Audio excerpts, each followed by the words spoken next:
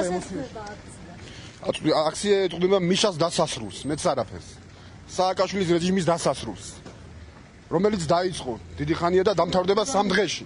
ტირანია უნდა დავამარცხოს, ტირანია საქართველოში. ფაშიზმი უნდა დამარცხოს. ფაშიზმი, კაცის წყვილები უნდა წავიდნენ საქართველოდან. და უნდა მოვიდნენ ჭეშმარიტი ქართველები სათავეში.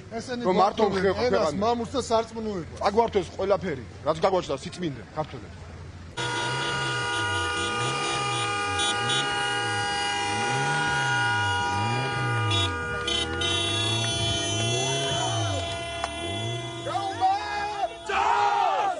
ჩვენი მორიგი აქცია ეძღვნება ქართული ოცნების თან დაკავშირებულ არჩევნებს.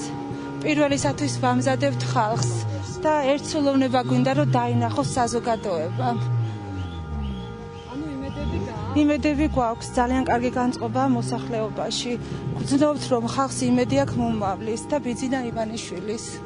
ეს აქცია არის ერთგვარი წინასწარი გამოძახილი 29 სექტემბრის აქციისა, რომელიც თბილისში იმართება.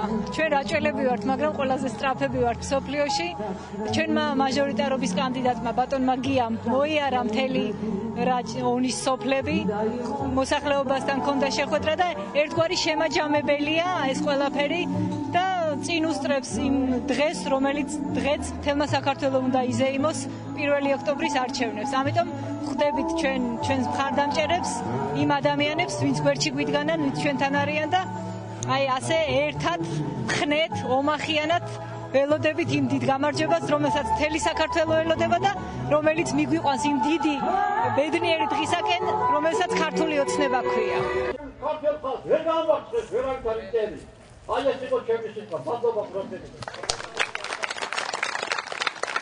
ჩვენ აუცილებლად 1 ოქტომბერს ვიზეიმებთ ჩვენი ოცნების, ვებერთელა ქართული ოცნების განსხეულებას. მე გიასთან მაქვს საქმე ამ მოედანს.